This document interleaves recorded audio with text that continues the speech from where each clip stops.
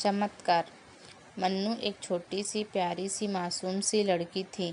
मन्नू ने अपने गुल्लक के सारे पैसे निकाल कर हाथ में बटोर कर घर से निकल गई। पास में मेडिकल की दुकान थी।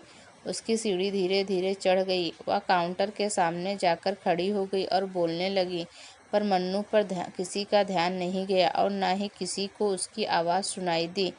सब अपने अपने काम में व्यस्त थे। दुकान मालिक का कोई दोस्त अमेरिका से आया हुआ था, वो भी उससे बातें करने में बिजी था।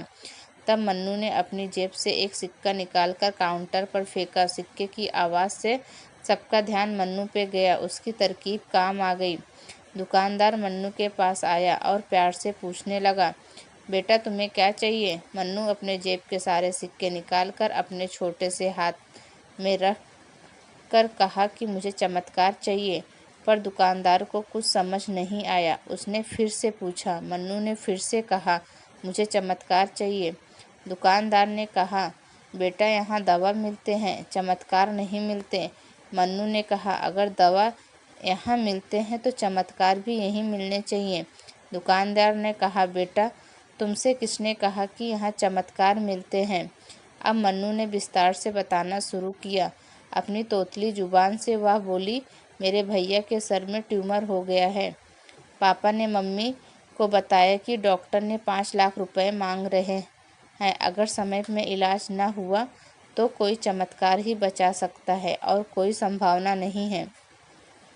पापा रोते हुए मम्मी से कह रहे थे कि हमारे पास कुछ भी बेचने को नहीं है, ना ही ज़मीन ना गहने। जो भी बचा हुआ पैसे थे वह सब इलाज में खर्च हो गए।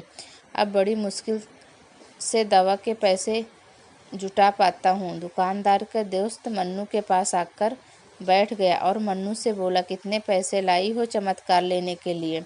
मन्नू ने सारे पैसे निकाल कर दुकानदार के दोस्त के हथेली पर रख दिया और उनसे उस पैसे को गिना तो वह पैसे 30 रुपये 50 पैसे थे।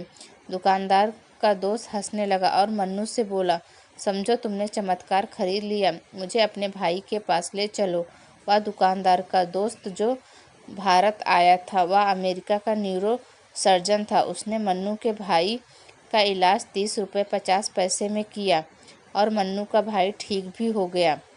आखिर प्रभु ने मन्नू को चमत्कार बेच ही दिया। मन्नू ने बड़ी श्रद्धा से खरीदने चली थी, वह उसको मिल गया।